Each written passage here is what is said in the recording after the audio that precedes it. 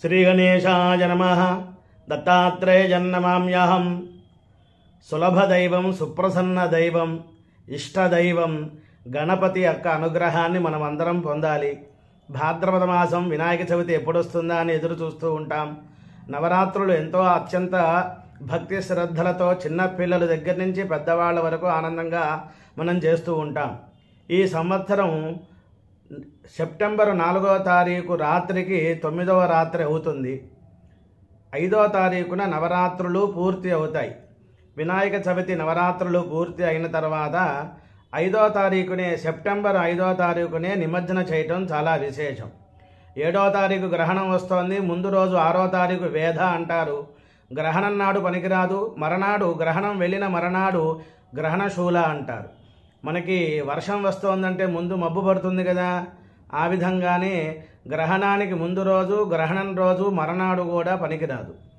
కనుక భక్తులందరూ కూడా 5వ తారీఖునే గణపతి యొక్క నవరాత్రులు పూర్తి చేసుకొని నిమజ్జనం చేస్తే స్వామి యొక్క అనుగ్రహాన్ని పొందుతారు. ఇంకొక మాట, ప్రయాణాలలో అష్టమి ఆది మంచిది, నవమి అంత్యం మంచిది అంటారు.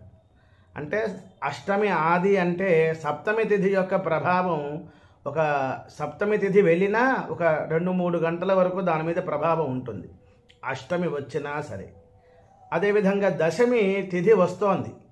నవమి అంత్యం మంచిది అంటే నవమి వెళ్ళిపోతున్న సమయంలో ఒక 2-3 గంటల్లో వెళ్ళిపోతోంది నవమి తిథి అనగా.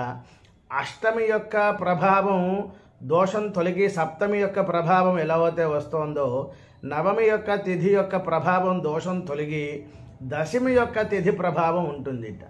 అందువలన అష్టమి ఆది మంచిది అంటే సప్తమి వెళ్ళిన అష్టమి వచ్చిన 2-3 గంటల వరకు శుభము.